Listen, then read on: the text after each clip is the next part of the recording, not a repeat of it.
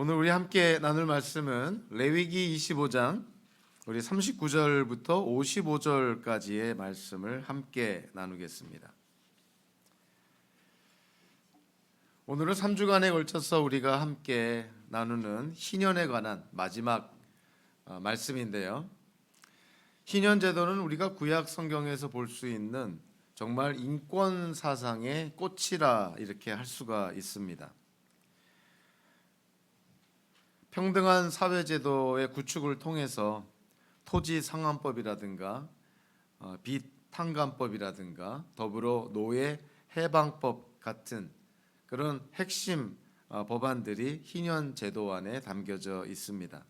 특별히 오늘 우리가 함께 나누는 본문은 노예 해방법에 관한 하나님의 말씀입니다. 희년의 핵심 정신이 자유임을 우리가 깨닫고 또 그 정신을 우리의 삶에 실천하는 지혜를 누리는 귀한 시간이 되기를 바랍니다. 우리 39절부터 55절까지 우리 함께 같이 읽겠습니다.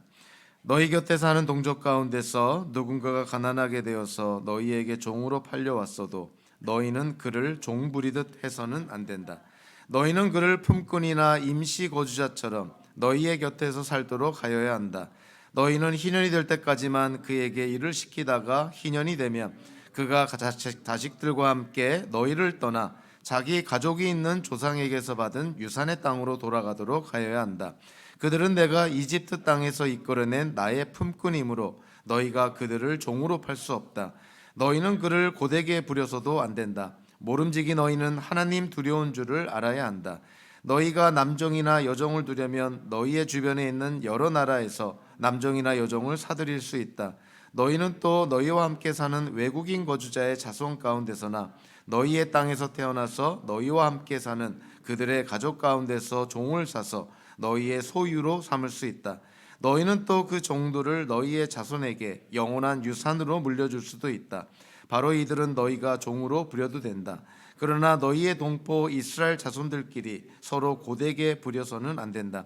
너희와 함께 사는 나그네 신세된 외국 사람이나 임시 거주자 가운데는 부자로 사는 사람이 있는데 마침 그 이웃에 너희의 동족이 살고 있다가 가난하게 되어서 그 외국 사람에게나 너희와 같이 사는 임시 거주자에게나 그 가족 가운데 누구에게 종으로 팔렸다고 하자.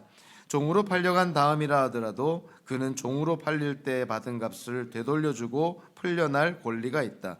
그의 친척 가운데 누군가가 값을 대신 치르고 그를 데려올 수 있으며 삼촌이나 사촌이 그를 데리고 나올 수도 있고 그의 가문에 속한 살부치가 그를 데리고 나올 수도 있다. 그 사람이 넉넉하게 된 뒤에 스스로 그 값을 치르고 나올 수도 있다.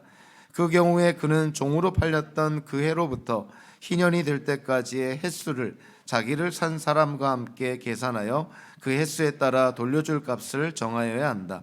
그 가운데서 그가 주인을 섬기며 일한 기간은 그가 이미 주인에게 일을 하여 준 기간이므로 값의 일부를 치른 것으로 계산하여야 한다. 아직 희년까지 남은 횟수가 많으면 남은 횟수만큼 많이 내고 나와야 한다. 그는 종으로 팔릴 때 받은 몸값에서 그 집에서 일한 횟수의 품삯을 떼낸 나머지를 무르는 값으로 치르면 된다. 희년까지 남은 횟수가 얼마 되지 않으면 그 횟수를 따져서 그만큼 적게 치르면 된다. 이때에도 그는 일한 횟수와 남은 횟수를 자기를 종으로 산 주인과 함께 계산하여 무르는 값을 정하여야 한다. 주인은 그를 해마다 고용하는 것으로 하고 그를 품꾼으로 대접하여야 한다. 어떤 주인이라도 그 종을 심하게 부려서는 안 된다. 위에서 말한 여러 방법 가운데 어느 하나라도 풀려날 길이 없다 하더라도 희년이 되면 그는 풀려날 수 있다. 자기만이 아니라 자식들도 그와 함께 풀려난다. 이스라엘 자손은 나에게 속한 나의 품꾼이기 때문이다. 그들은 내가 이집트 땅에서 이끌어낸 나의 품꾼이다. 내가 주 너희의 하나님이다. 아멘. 기도하겠습니다. 하나님, 오늘도 희년의 말씀을 저희들이 함께 나눕니다. 해방과 자유라는 핵심 정신을 품고 있는 이 희년에 대한 주의 말씀을 통해서 우리가 받아 누리고 있는 하나님의 은혜를 확신하며 또 그 은혜를 이웃 사람들에게 증거하며 나누는 하나님의 지혜를 부여받는 귀한 시간 되게 하여 주시옵소서.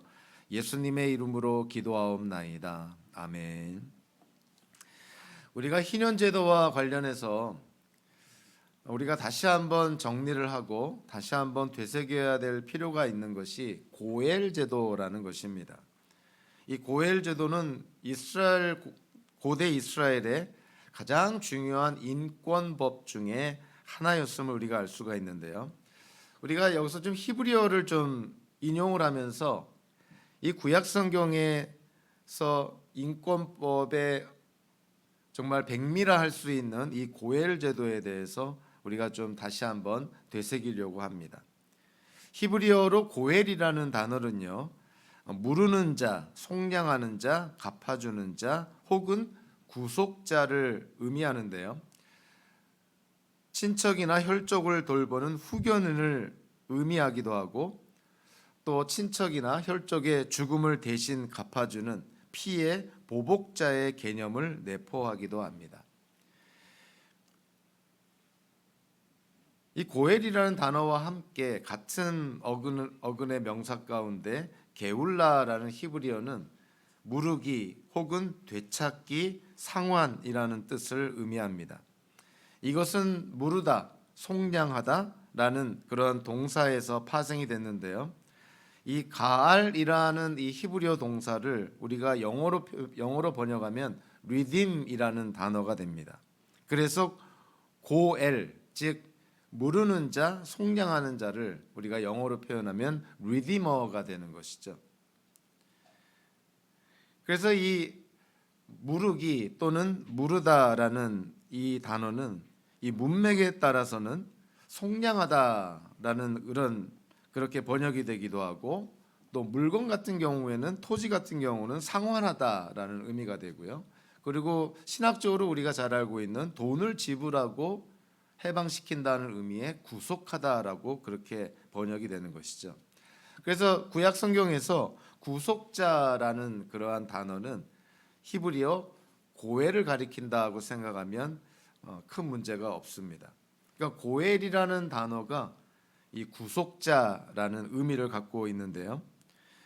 이 고엘이라는 이 구속자라는 이 무르는 자라고 우리가 번역되는 구속자라고 우리가 이해가 되는 이 고엘이라는 사람의 의무는 크게 세 가지로 나눠지게 됩니다. 그러니까 구약 성경을 통해서 우리가 세 가지 의무를 찾아볼 수 있는데 첫째로 집안의 부동산을 지킬 의무가 있고요. 둘째는 집안의 혈통을 이어나갈 의무를 집니다. 예를 들어 계대 결혼이나 또는 형사 취수 제도, 즉 형이 자녀가 없이 죽으면 동생이 형수를 취해서 그 형의 집안을 이어가는 그런 어떤 계대 결혼 형사 취수 제도 같은 것이 바로 이 고엘, 이 구속자의 의무 가운데 하나인 것이죠. 세 번째로는 이 고엘의 의무 가운데 참 현대적으로 바라보면 일종의 범법 행위와 같은 건데요. 고엘은 집안의 친척이나 또는 집안의 그런 인척 가운데서 살해당한 사람이 발생한다면 죽임을 당한 사람이 발생을 한다면 그 죽임을 당한 사람의 피를 갚아주는 역할을 고엘이 또 합니다. 그래서 민수기나 신명기에 보면 이와 같은 그런 친척의 죽음을 갚아주는 보복해주는 이러한 고엘의 이런 역할에 대해서 피의 복수자라고 그렇게 표현을 하기도 합니다.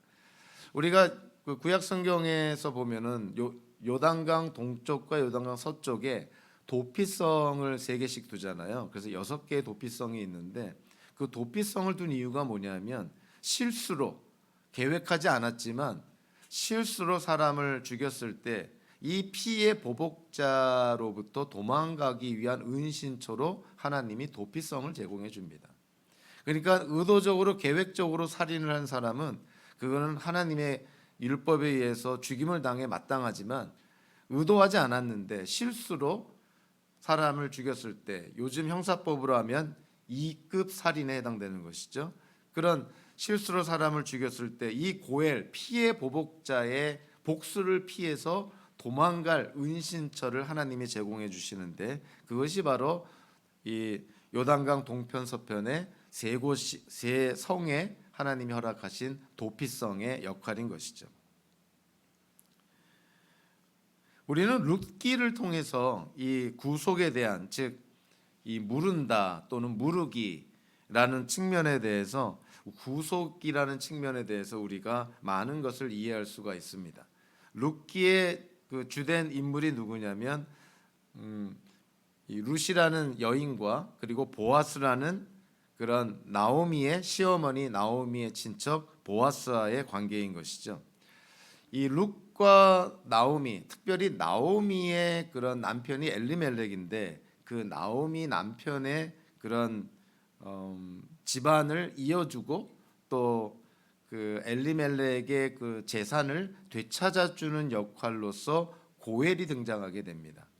근데 그 고엘 가운데 하나가 바로 이 보아스였던 것인데, 우리는 누군가의 그 재산을 되찾아주고 누군가를 해방시켜주고 또 누군가의 집안을 이어주는 이 고엘, 이것이 가족 문제라는 것을 우리가 쉽게 깨닫게 됩니다. 이거는 외부 사람이 내가 하겠다고 해서 될 수 있는 것이 아니라 그 사람과 피로 맺은 관계에 있는 사람, 즉 친척, 즉 가족 문제라는 거예요. 그러니까 나오미와 룻, 특별히 나오미와 엘리멜렉의 어떤 그런 가정에 그 집안을 이어주고 대를 이어주고 그들의 재산을 회복시켜 주는 그 역할은 나오미, 즉 남편인 엘리멜렉의 친척에게만 해당된다는 거예요. 그러니까 일종의 가족 문제라는 것이죠. 외부 사람이 내가 도와주겠다고 해서 될 수 있는 것이 아니라는 거예요. 그래서 결국 룻과 보아스가 만나게 됩니다.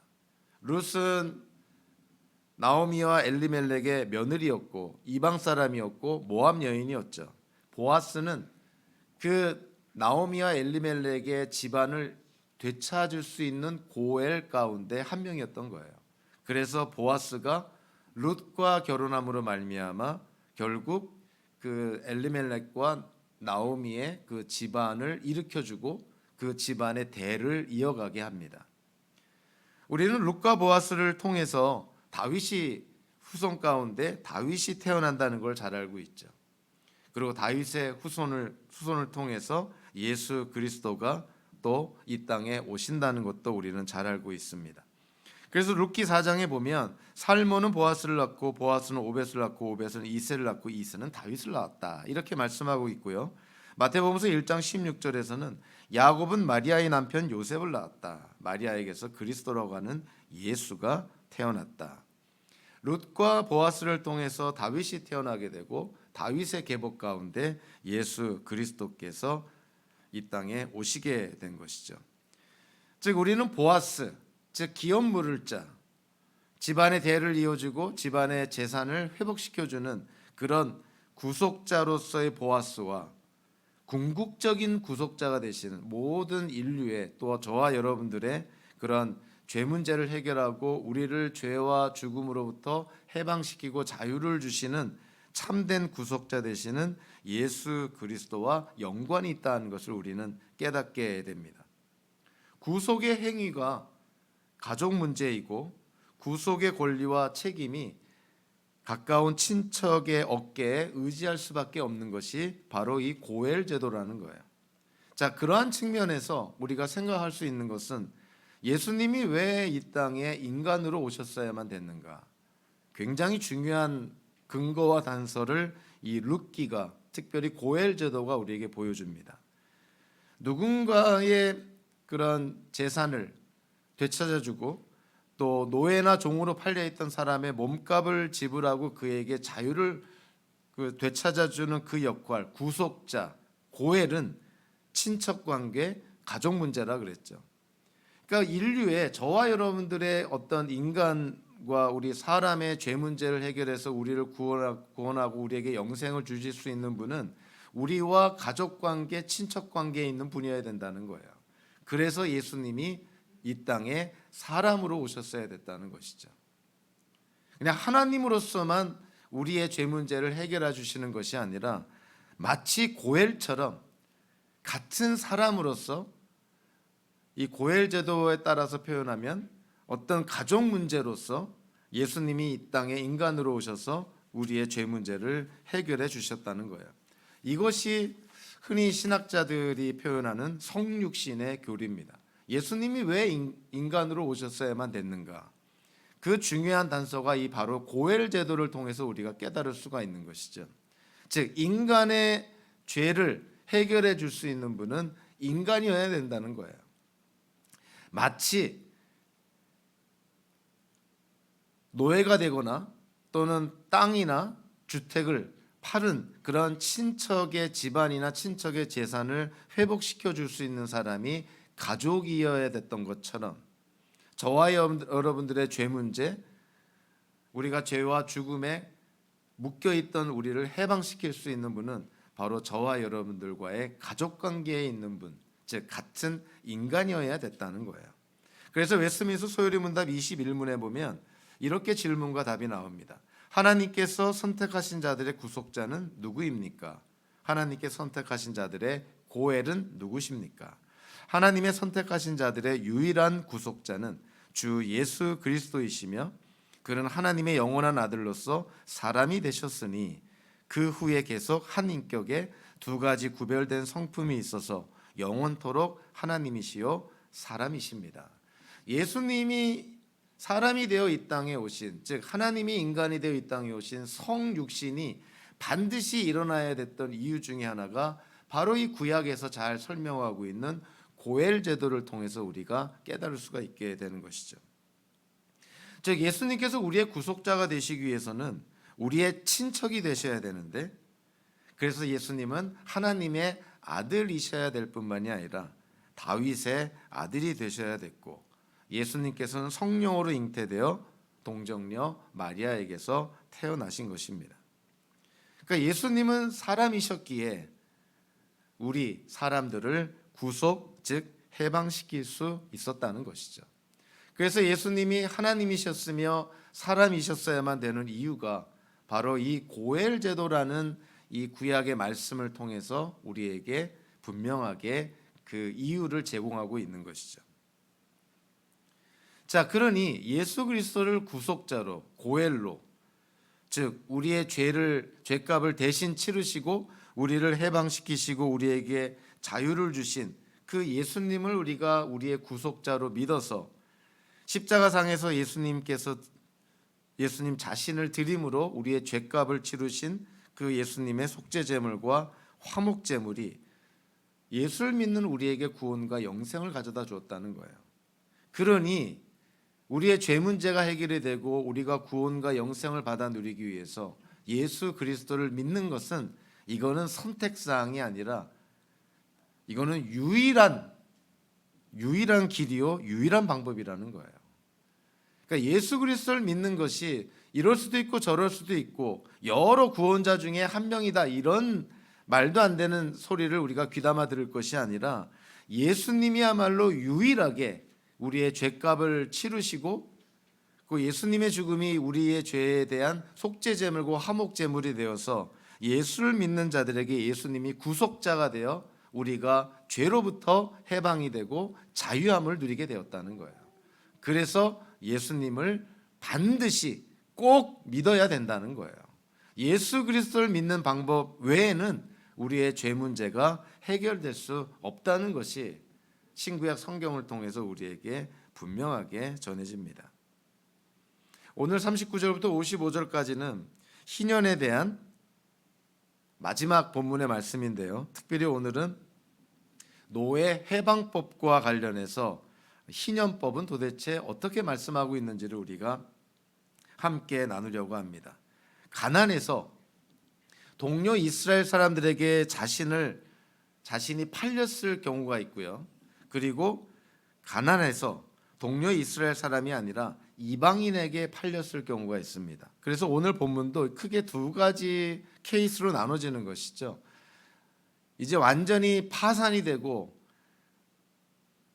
가난해져서 동료 이스라엘 사람들에게 자기가 노예로, 종으로 팔렸을 경우, 그리고 두 번째는 이스라엘 사람이 아니라 이방인에게 팔렸을 두 가지 경우에 대해서 오늘 희년법이 어떻게 적용이 되는지를 언급을 합니다. 우리 먼저 39절부터 43절까지를 보면 동료 이스라엘 사람에게 팔렸을 경우, 자, 이스라엘 사람이 가난해져서 파산이 되어서 동료 이스라엘 사람에게 자신이 종으로, 하인으로, 노예로 팔렸을 경우에 희년법이 그 사람에게 어떻게 적용이 되는지를 39절부터 43절까지 명시되어 있습니다. 39절에 보면 너희가 곁에 사는 동족 가운데서 누군가가 가난하게 대해서 너희에게 종으로 팔려왔어도 너희는 그를 종 부리듯 해서는 안 된다. 39절에서 이 가난하게 되다라고 번역된 히브리어 무크라는 동사는요, 낮아지다, 무너지다, 가라앉다라는 뜻입니다. 그러니까 이거는 단순히 그냥 일시적으로 약간 가난해져서 이런 의미가 아니라 경제적으로 완전히 몰락한 상태를 의미하는 거예요. 현대적으로 보면 도저히 빚을 갚을 수가 없어서 파산한 상태, 그렇게 우리가 이해가 됩니다. 그러니까 너무 가난해서 이제는 뭐 나누어서 갚을 능력도 없고 또 집안에 무슨 땅이나 또는 집이 있어서 그것들을 팔아서 갚을 수 있는 어떤 재산도 없고 이제는 자기 몸밖에 드릴 것이 없는 것이죠. 너무 가난하게 돼서 경제적으로 완전히 몰락한 상태에 빠졌을 때, 그래서 39절이 바로 그러한 사람인 거예요. 누군가가 가난하게 되어서 너희에게 종으로 팔렸을 경우. 자, 40절에 보면 하나님께서는 너희에게 비록 종으로 팔렸다 하더라도 너희에게 빚을 지어서 너희에게 하인으로, 노예로 팔렸다 하더라도 하나님께서는 그들을 어떻게 대하라고 말하고 있냐면 그를 품꾼이나 임시 거주자처럼 대하라. 오늘 보면 40절에 두 가지의 단어, 임시 거주자, 임시 거주자라고 번역된 히브리어 토샤브라는 단어는요, 우리 지난주에도 잠깐 나눴지만 임시로 고용된 땅이 없는 노동자, 즉 소작인을 가리킵니다. 그리고 품꾼이라고 번역된 히브리어 사키르라는 단어는 돈을 주고 산 일용직 노동자나 일정 기간 고용된 일꾼을 가리킵니다. 자, 그러니까 비록 빚 때문에 너희에게 하인으로, 종으로, 노예로 팔려왔다 하더라도 그들에 대한 소유권을 주장하지는 말라는 거예요.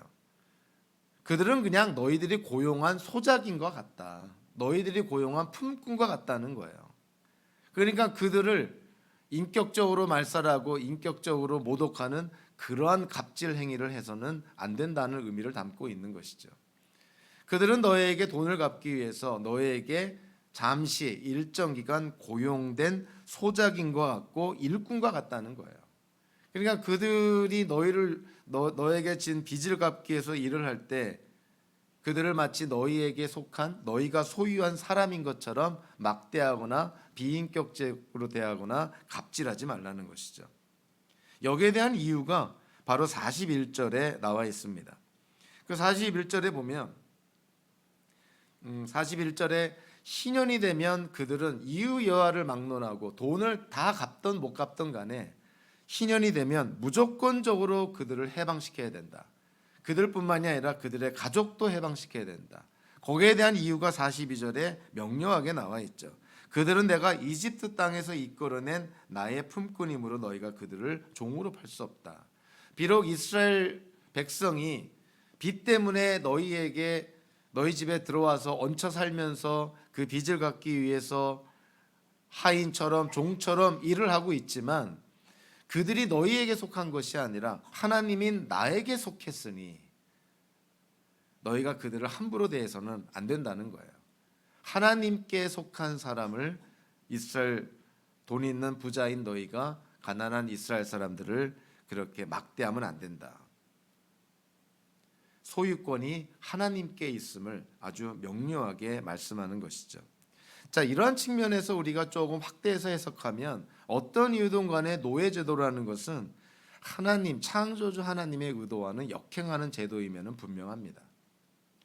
노예제도라는 것은 그를 인격적으로 대해주면서 희년법의 법처럼 그들이 빚을 갚을 때까지 그들을 그냥 고용한 그런 일꾼이나 소작인처럼 대하는 것이 아니라 우리가 생각하는 노예제도는 아주 비인격적이고 아주 악한 그런 갑질 행위들을 우리가 생각이 되잖아요.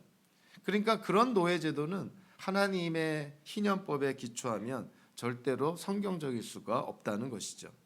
오히려 희년제도는 사람의 그런 욕심과 또 상대방 다른 사람을 비인격적으로 억압하려는 것을 제한하는 인도주의적인 법이라는 것을 우리가 쉽게 깨닫게 됩니다. 이스라엘 사람이 아닌 이방 사람이 빚 때문에 너희에게 노예나 종이나 하인으로 팔려왔을 때 그들은 과연 어떻게 대할 것인가? 자, 이스라엘 사람을 대하는 것과 이방인을 대하는 것이 좀 차별화됩니다. 44절부터 46절까지를 보니까 이방 사람이 빚 때문에 너희에게 종이 되었을 때는 한마디로 희년법이 적용이 되지 않는다는 거예요. 그러니까 희년법은 이스라엘 백성들에게만 적용된다는 거예요. 그래서 이방 사람이 너에게 종으로 팔려오면 너의 자손들에게까지 너희에게 종이나 노예로 팔려온 그 이방 사람들이 재산으로 물려진다, 이어진다라고까지 얘기를 합니다. 그러니까 빚 때문에 너희에게 팔려온 그 이방 사람들을 너희 자손들에게도 그냥 물려줄 수가 있다, 재산처럼 그렇게 표현을 합니다. 그러니까 하나님께 속한 백성과 하나님께 속하지 않은 이방 사람들에 대한 희년법의 적용이 확연하게 다른 것이죠. 그러니까 하나님께 속한 언약 백성인 이스라엘 백성들은 이스라엘 백성들이 어떠한 처지에 놓였던 간에 하나님께 속한 사람들, 하나님께 속한 백성들이기 때문에 비록 너희에게 얹혀 살면서 너희에게 진 빚을 갚으려고 너희에게 노비와 하인의 역할을 한다, 그런 삶을 산다 하더라도 그들이 하나님께 속해 있기 때문에 그들을 막대해서는 안 된다. 그들을 인격적으로 대해야 된다. 궁극적으로 희년이 되면 이의 여호와를 막론하고 그들을 다 해방시켜야 된다. 그들뿐만이 아니라 그들의 가족까지도 다 해방시켜야 된다라고 얘기를 합니다. 이스라엘 사람이 너무 가난해서 경제적으로 파산이 되어서 자기를 팔 수밖에 없는 그러한 상황에서 동포 이스라엘 사람에게 자기를 팔 수도 있지만 오늘 보면 47절부터 55절까지를 보면 문맥적으로 어떻게 말하고 있냐면 이방 사람에게 자기를 팔았을 때, 즉 이방 사람에게 자기가 노예가 되고 하인이 되고 종이 되었을 때 거기에 대해서 47절 이후로부터 그 이스라엘 사람을 어떻게 회복시킬 것인지에 대해서 희년법이 명시를 하고 있습니다. 47절부터 49절까지를 보면 자, 이렇게 말하고 있죠. 너희와 함께 사는 나그네 신세된 외국 사람이나 임시 거주자 가운데는 부자로 사는 사람이 있는데 마침 기후잇에 너희의 동족이 살고 있다가 가난하게 되어서 그 외국 사람에게나 너희와 같이 사는 임시 거주자에게나 그 가족 가운데 누구에게 종으로 팔렸다고 하자. 케이스인 거예요. 그러니까 이스라엘 백성이 경제적으로 파탄이 되어서 뱅크럽시가 되어서 그들과 함께 사는 돈 많은 부자인 이방인에게 팔렸을 경우라는 거예요. 그러니까 동료 이스라엘 사람들에게 팔린 경우가 아니라 이방 사람에게 팔렸을 때, 자, 그럴 때 이스라엘 사람들은 이 이방 사람에게 팔려간 이 이스라엘 사람을 어떻게 해야 될 것인가에 대해서 48절 이후로부터 언급이 됩니다. 자, 무엇보다도 이 이방 사람에게 팔려간 이 이스라엘 사람, 그를 어떻게 속량하고 그를 어떻게 회복시키고 그를 어떻게 그 빚으로부터 해방시켜서 자유를 줄 것인가. 자, 거기에 대해서 47절 이후로부터 언급이 되어 있죠. 특별히 48절과 49절에 보면 이방 사람에게 이 노예로 팔려간 사람을 누가 속량할 것인가에 대한 권리에 대해서 언급을 합니다. 속량권, 누가 속량할 것인가, 누가 그 사람의 빚 문제를 해결해주고 그를 되찾고 그에게 자유를 줄 것인가, 즉 누가 고엘이 될 것인가, 거기에 대한 내용이 48절과 49절에 나와 있어요. 그러니까 아무나 이스라엘 사람의 고엘이 될 수가 없다는 거예요. 거기에는 하나님께서 정해놓으신 원칙이 있는 것이죠. 한마디로 속량권의 순서가 있다는 거예요. 48절의 후반부에 이렇게 되어 있죠. 그의 친척 가운데 누군가가 값을 대신 치르고 그를 데려올 수 있으며, 그리고 49절에 보니까 삼촌이나 사촌이나 그리고 그의 가문에 속한 살부치, 이렇게 표현을 합니다. 결론적으로 얘기하면요, 속량권은 가까운 친척부터 권리가 있어요. 그러니까 먼 친척은 권리가 상당히 뒤떨어져 있는 것이죠. 가까운 친척부터 그 이스라엘 사람을 속량할 권리가 있다는 거예요. 오늘 보면 48절 후반부에 세번역에서는 그의 친척이라고 표현을 했는데, 사실 개역개정 성경이나 또 원어에 가깝게 직역을 한 영어 성경 NASB에 보면 그의 형제라고 번역을 합니다.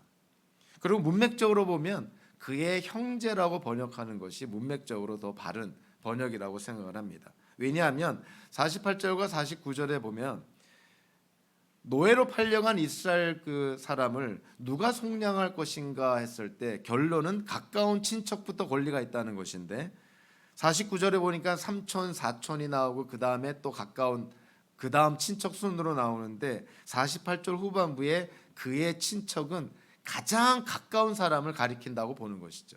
그렇다면 노예로 팔려간 이스라엘 사람에게 가장 가까운 친척이 누굴까요? 당연히 형제들이죠. 우리 한국적으로 표현하면 형제는 이촌에 해당됩니다. 이촌, 가장 가까운 친척. 그리고 49절에 뭐라고 되어 있어요? 그 다음에 권리가 있는 사람이 삼촌, 그리고 그 다음 권리가 있는 사람이 사촌. 사실 히브리어 성경으로는 사촌이라는 말을 안 쓰고 삼촌의 아들이라고 표현을 씁니다. 삼촌의 자녀. 그러니까 이촌, 삼촌, 사촌, 그리고 그 다음 순서에 있는 친척들에게 속량권의 권리가 있다는 거예요. 그러니까 아무리 자기가 돈이 많다 하더라도, 아무리 돕고 싶다 하더라도 이런 속량권의 어떤 순서상 자기가 순서에 가까이 있지 않으면, 우선순위가 없다면 한참을 기다려야 돼요. 앞에 있는 사람들이 다 포기를 해야 자기에게 그 속량할 수 있는 권리가 주어진다는 거예요. 우리가 잘 알고 있는 룻기 3장 4장에 보면 그런 내용이 나옵니다. 나오미와 룻의 그 사정을 보아스가 잘 이해를 합니다. 그리고 이들이 얼마나 어려울까. 나오미는 그의 남편 엘리멜렉도 죽고 룻도 자기 남편 죽고, 그러니까 시어머니와 며느리가 지금 빈털털이 거지가 돼서 고향으로 돌아온 거예요. 더군다나 룻은 모압 여인이었습니다. 그런데 이 보아스라는 사람이 그들의 사정을 보고 어찌 보면 돕고자 하는 마음이 생기는 것이죠. 그리고 돕겠다고 약속까지 합니다. 그런데 하나 걸림돌이 있었어요. 자, 이들을 돕기 위해서는 이 속량권의 권리가 있어야 되는데 보아스보다 이 속량권의 권리가 앞서 있는 사람이 있었던 거예요. 그러니까 이 엘리멜렉과 나오미, 이들에게 보아스보다 더 가까운 친척이 있었던 거예요. 그래서 그가 먼저 속량권의 권리를 행사할 수 있다는 것이죠. 만약에 그가 속량권의 권리를 행사한다면 보아스는 그 속량권의 권리를 행사할 수 없는 것이죠. 그래서 룻기 3장 4장에 보면 결론적으로 이렇게 돼 있죠. 그 보아스가 자기보다 권리가 앞선 친척에게 나오미와 룻의 그런 어떤 사정을 얘기하면서 당신이 고엘의 역할을 해라, 구속자의 역할을 해라 했을 때 이 친척이 가만히 생각해 보니까 자기에게 득될 것이 하나도 없고 오히려 경제적으로 손해를 볼 것 같으니까 그 속량권의 권리를 포기를 합니다.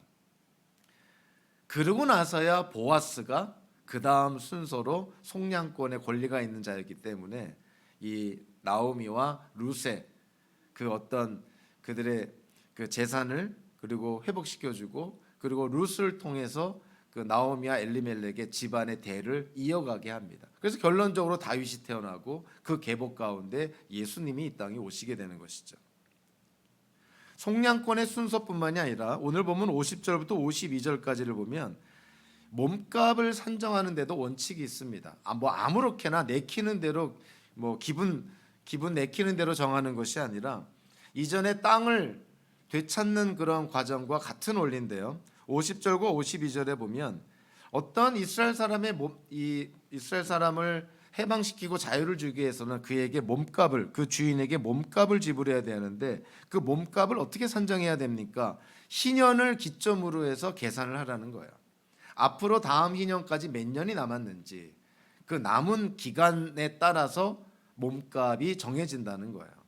여기에는 어떠한 전제가 있냐면 희년이 되면 무조건적으로 그 이스라엘 사람, 이방 사람에게 그 종으로 팔려간 이스라엘 사람은 무조건적으로 그와 그의 가족이 해방을 누리게 된다는 것이죠. 그렇기 때문에 다음에 있을 희년을 기점으로 해서 남은 기간에 따라서 몸값을 산정해서 그 주인에게 몸값을 지불하고 그를 해방시키라는 거예요. 그를 구속하라는 거예요. 그래서 53절과 56절에 보면 그 부분이 나옵니다. 스스로도 자기 몸값을 지불할 능력도 없고 또 친척들 가운데서도 대신해서 몸값을 지불할 친척이 없으니 결국 희년까지 기다려야 되고 희년이 되면 마침내 이방 사람에게 노비로 팔렸던 그 사람이 풀려나게 되고 자유를 누리게 된다는 거예요. 그래서 53절에 보면 주인은 그를 해마다 고용하는 것으로 하고 그를 품꾼으로 대접하여야 한다. 비록 빚 때문에 너의 집안에 노예로 종으로 지금 살고 있고 또 그 빚을 갚기 위해서 지금 너에게 노동력을 제공하고 있지만 결코 그를 소유한 자로서 그를 비인격적으로 또는 심하게 또는 엄하게 대해서는 안 된다는 거예요. 아까 40절에서 나온 품꾼이라는 단어가 다시 등장을 합니다. 그러니까 품꾼이라는 것이 뭐예요? 일정 기간 고용된 일꾼을 가리키는 표현이에요. 그러니까 비록 빚 때문에 너에게 지금 하인으로 있지만 그가 너희에게 속한 사람이 아니라는 거예요.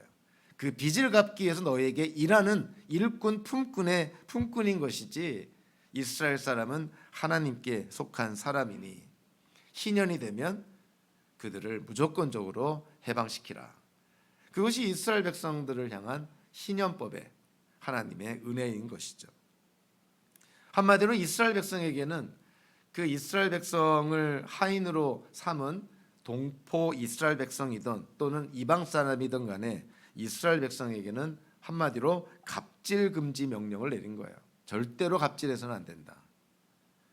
오늘 보면 43절과 46절 그리고 53절에 보면 같은 부사, 같은 동사가 3번이나 반복해서 등장을 합니다. 굉장히 중요한 그런 표현이니 중요한 의미를 담고 있으니 3번이나 반복하는 것이죠. 43절에 보면 너희는 그를 고되게 부려서도 안 된다. 46절에 그러나 너희의 동포 이스라엘 자손들끼리 서로 고되게 부려서는 안 된다. 53절에는 어떤 주인이라도 그 종을 즉 이스라엘 사람을 심하게 부려서는 안 된다. 이 43절, 46절, 53절에서 3번이나 반복된 이 동사와 부사가 사실은 같은 히브리어 부사고 같은 히브리어 동사예요. 다만 번역이 살짝 다르게 된 것입니다. 고되게라고 번역이 되기도 하고 53절에 보니까 심하게라고 번역이 됐는데 같은 히브리어 단어인 거예요. 특별히 그 가혹함 또는 엄격함이라는 명사에서 파생된 히브리어 부사구가 고되게 그리고 심하게라고 번역이 됩니다. 이 가혹함, 엄격함이라는 의미를 담고 있는 히브리어 명사 페레크라는 단어는요. 원래 기본 의미가 뭐냐면 맷돌 등으로 가는 행위예요.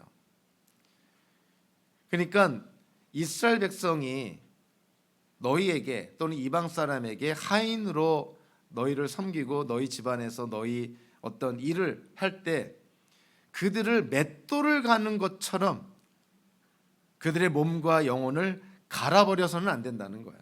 그런 의미인 거예요. 그러니까 이 단어가 굉장히 센 단어입니다. 우리가 고되게 심하게 그러면은 좀 이렇게 너무 좀 부드럽게 생각을 하는데 한 사람의 몸과 마음을 맷돌로 갈아버리는 듯한 그런 심한 대접을 해서는 안 된다. 그렇게 심하게 엄하게 고되게 해서는 안 된다는 의미예요. 그리고 부리다라고 번역된 히브리어 동사도 통치하다, 짓밟다라는 단어가 있는데 여기서는 통치하다라는 의미보다는 고되게 심하게라는 부사와 함께 짓밟다라는 의미가 더 마음에 와닿는 것이죠. 그러니까 너희에게 지금 하인으로 있는 사람을 맷돌을 가는 듯이 그렇게 짓밟듯 부려서는 안 된다는 거예요. 그러니까 하나님께서 이스라엘 사람들, 특별히 하인이나 종으로 노예로 있는 사람들에 대해서 이러한 하나님의 그런 보호해 주시는 그러한 하나님의 마음을 우리가 깨닫게 됩니다. 레위기 25장이 마지막 부분, 노예 해방법에 대해서 언급을 하고 있는 것이죠. 그럼 물론 여기서 노예 해방법, 희년법이 적용이 되는 대상은 하나님의 언약 백성인 이스라엘 백성에게 적용이 된다는 것을 우리가 깨닫게 됩니다. 우리가 오늘 본문을 통해서 특히 레위기 25장 전체를 우리가 한번 돌아보면서 희년의 의미를 우리가 한번 좀 되새기고요. 그래서 희년을 통해서 우리가 받을 수 있는 교훈, 하나님이 주시는 교훈을 우리가 좀 되새겨 볼 필요가 있습니다. 희년의 희년법을 통해서 우리가 세 가지 교훈을 받을 수가 있는데, 첫째로 경제적인 관점에서 보면 희년법은요, 부가 즉 재산이 소수에게 집중되는 것을 제한하는 목적이 분명히 있습니다. 그러니까 소수 사람에게 부가 재산이 집중되는 것, 당연히 희년법은 그거를 막는 것이죠. 희년이 되면 빚을 탕감해주고 토지가 되돌려지고, 그리고 노예나 하인 종들은 해방을 누리게 되고, 당연히 특정 소수 사람들, 권력자들, 또 힘 있는 부자들에게 편중되고 집중될 수 있는 어떠한 그러한 부와 재산을 제한하는 목적이 희년법에 분명히 제시되어 있습니다. 둘째는 우리가 희년법을 통해서 알 수 있듯이 하나님께서 허락하신 희년법은요, 이웃에 대한 배려가 희년법의 핵심이라는 것을 깨닫게 됩니다. 사람은 누구나 이 땅에 잠시 머물다가 떠난다, 나그네, 거류민이라는 표현을 썼죠. 또 임시 거주자, 소작인이라는 표현을 씁니다. 결국 이 땅에 사는 사람들, 이스라엘 백성이든 이방인이든 이 땅에 사는 사람 모든 사람들은 주인이신 하나님으로부터 그냥 그 땅의 일부를 그냥 빌려 쓰는 자들이라는 거예요. 다 지나가는 나그네요, 거류민이요, 소작인과 같다. 다 하나님께로부터 빌려 쓰는 입장인데 누가 누구를 그렇게 노예를 부리듯이 매정하게 할 필요가 있겠느냐. 그렇지 말라는 거예요. 어차피 지주이신 하나님과 이 땅에 사는 모든 사람들이 소작인이라고 한다면 소작인끼리, 어려운 사람끼리 서로가 도와주며 배려하는 것이 마땅하지 않느냐. 그래서 희년법은 그러한 정신을 담고 있습니다. 이웃에 대한 배려, 이웃의 어려움을 공감하라 하는 그런 측면이 있는 것이죠. 자, 세 번째 교훈은요, 희년은 가장 핵심적인 단어이자 핵심적인 주제는 바로 자유입니다. 레위기 25장 10절에서 너희는 50년이 시작된 해를 거룩한 해로 정하고 전국의 모든 거민에게 자유를 선포하여라. 희년의 핵심은 자유예요. 누구에게 노예로 있는 사람도 자유를, 빚으로 말미암아 빚 때문에 구속되고 억압되어 있는 사람들도 빚으로부터 자유를 누리는 것이죠. 살고 있는 땅을 잃어버렸던 사람에게 그 땅을 회복시켜 줌으로 말미암아 다시금 자유를 허락합니다. 그러니까 희년의 핵심은 자유라고 볼 수가 있어요. 레위기 25장 10절에 그 자유라고 번역된 데로르라는 히브리어 단어가 또 구약 성경에 어느 한 곳에서 등장을 합니다. 그것이 이사야서 61장 1절과 2절에서 등장을 합니다. 주님께서 나에게 기름을 부으시니, 여기서 나는 당연히 예수 그리스도를 궁극적으로 가리키는 것이죠. 주님께서 나에게 기름을 부으시니, 즉 메시아 그리스도로 삼아 주시니 주 하나님의 영이 나에게 임하셨다. 주님께서 나를 보내셔서 가난한 사람들에게 기쁜 소식을 전하고 상한 마음을 싸매어 주고 포로에게 자유를 선포하고, 갇힌 사람에게 석방을 선언하고 주님의 은혜와 우리 하나님의 보복의 날을 선언하고 모든 슬퍼하는 사람을 위로하게 하셨다. 이사야서 61장 1절과 2절에 나오는 이 말씀은 희년의 정신을 얘기하고 있는 거예요. 그래서 레위기 25장 10절에 자유라고 번역된 데로르라는 이 히브리어가 이사야서 61장 1절 포로에게 자유를 선포하고 했을 때 또 여기서 사용이 됩니다.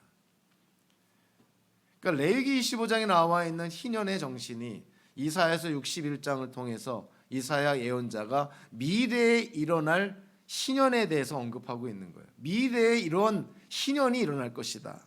희년의 정신이 이 세상에 일어날 것이다. 놀라운 것은 예수님께서 누가복음서 4장 16절 21절에서 바로 이 이사야서 61장 1절 2절의 말씀을 인용하면서 이 말씀이 지금 이루어졌다라고 선포를 합니다.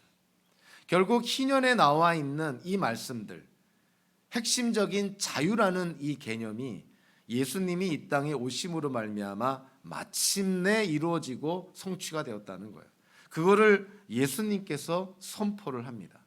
레위기 25장 10절에서 희년의 자유의 개념이 이사야 예언자를 통해서 미래에 이 땅에 임하게 될 것인데 누가복음서 4장을 통해서 예수님이 바로 그 희년의 정신이, 그 희년의 개념이 예수님 자신으로 말미암아 이루어지고 성취가 되었다고 선포하셨던 것이죠. 그러니까 저와 여러분들은 지금 예수 그리스도를 믿음으로 말미암아 레위기에서 이사야에서 누가복음서에서 언급한 그 희년의 핵심적인 원리, 희년의 핵심적인 개념, 그리고 희년의 그 유익을 지금 저와 여러분들은 누리고 있다는 거예요. 오로지 누구에게만 적용이 되고 누구만 누린다는 것입니까? 예수 그리스도를 믿는 자들만이 이 희년의 축복을 누리고 있다는 거예요. 희년의 핵심이 뭐라 그랬죠? 토지 상환법, 그리고 빚 탕감법, 그리고 노예 해방법이라 그랬잖아요. 예수님을 통해서 우리의 죄값이 다 치루어지고 죄와 죽음에 묶여있던 우리가 해방이 되고 잃어버렸던 이 땅, 어두운 땅, 암흑의 나라가 예수 그리스도께서 이 땅에 오심으로 말미암아 이 땅이 빛의 나라로 지금 바뀌어가고 있고 이 세상 나라가 하나님의 나라로 바뀌어가고 있고 예수님이 이 땅에 다시 오실 때 하늘에서 이루어진 하나님의 나라가 이 땅에 온전히 임하게 된다. 이미 그 축복을 예수 그리스도를 믿는 기독교인들인 저와 여러분들은 이미 누리고 있다는 거예요. 그러니 우리가 그 하나님의 축복을 누리고 있는 기독교인들이 다른 지체들, 다른 이웃들을 우리가 어떻게 대해야 할까? 우리가 좀 높은 자리에 있다고, 권력 있다고, 가진 게 있다고, 배운 게 많다고, 배우지 못하고 가진 것 없고 힘없는 자들에게 갑질행위하는 것이 성도의 모습이 될 수가 있을까요? 말도 안 되는 것이죠. 자기에게 무슨 권리가 있다고 동료 부하나 직원들을 비인격적으로 대하고 그들을 착취하는 거 상상이 됩니까? 말이 안 되는 것이죠. 경제적인 이익을 우선시해서 사람을 인격적으로 바라보지 않고 사람을 하나의 자원처럼 내 목적을 위한 하나의 도구처럼 사람을 바라보고 대한다면 그것이 희년 정신에 맞을까요? 우리는 희년에 나타난 하나님의 마음, 희년에 나타난 하나님의 그런 원리를, 우리에게 주신 원리를 우리가 잘 이해한다면 정말 우리의 삶에 조정이 돼야 될 부분들이 너무나 많이 있다는 걸 깨닫게 됩니다. 우리가 성장하고 자라나는 과정, 그것보다 더 중요한 때는 우리가 어느 자리에 올랐을 때, 누군가를 이끌어갈 때, 누군가에게 지도자의 그런 자리에서 따르는 자들을 이끌어갈 때, 그 자리에 섰을 때 우리는 과연 어떠한 마음으로 그들을 이끌고 그들을 돕고 또 그들의 어려운 사정을 우리가 배려를 할까? 정말 희년의 정신을 우리가 가져야 되는 것이죠. 그리고 우리가 그냥 희년의 정신이 좋으니까 우리가 그대로 실천하며 살자 이런 차원이 아니라 우리는 희년에서 하나님이 약속한 축복을 이미 우리는 다 받아 누리고 있으니 그 받아 누리는 자로서 이미 희년의 축복을 누리고 있는 자로서 그 희년의 축복을 주변의 이웃들, 주변 사람들에게 증거하고 나누는 삶을 사는 것이 당연하지 않냐 이 말인 것이죠. 저와 여러분들 오늘 이 희년의 말씀을 마무리하면서 우리가 예수 그리스도를 믿음으로 말미암아 무엇을 누리고 있는지, 어떠한 축복을 받고 있는지, 그리고 우리가 어떠한 소망을 갖고 있는지를 우리가 한번 스스로 질문하면서 확인할 필요가 있습니다. 우리가 확신할 수 있는 그 축복, 우리가 분명히 누리고 있는 그 축복, 그것에 대해서 예수 그리스도 안에서 우리가 분명히 확신을 한다면 우리 주변에 있는 사람들에게 그 희년의 정신, 희년의 의미, 희년을 통한 하나님의 축복을 증거하며 나누는 삶이 당연한 성도의 삶이라는 걸 깨닫게 됩니다.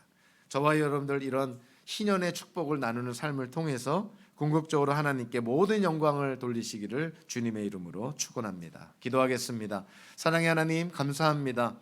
오늘도 희년의 말씀을 통해서 특별히 이스라엘 백성들에게 하나님께서 그 언약 백성인 이스라엘 백성들에게 그 희년법의 정신이 어떤 것인지, 그 희년법에 나타난 하나님의 마음이 어떤 것인지를 주의 말씀을 통해서 깨닫게 해주시고, 특별히 그 모든 희년법이 예수 그리스도 안에서 온전히 이루어지고 성취가 되었음을, 그리고 예수님을 믿는 모든 성도들이 그 희년의 축복을 이미 받아 누리고 있음을 우리가 깨닫고 확신하며 하나님께서 허락하신 인생의 날수를 살아가며 주변 사람들에게 희년의 축복을 증거하며 하나님의 영광을 돌리는 우리 모두가 될 수 있도록 인도하여 주시옵소서. 예수님의 이름으로 기도하옵나이다. 아멘. 자, 우리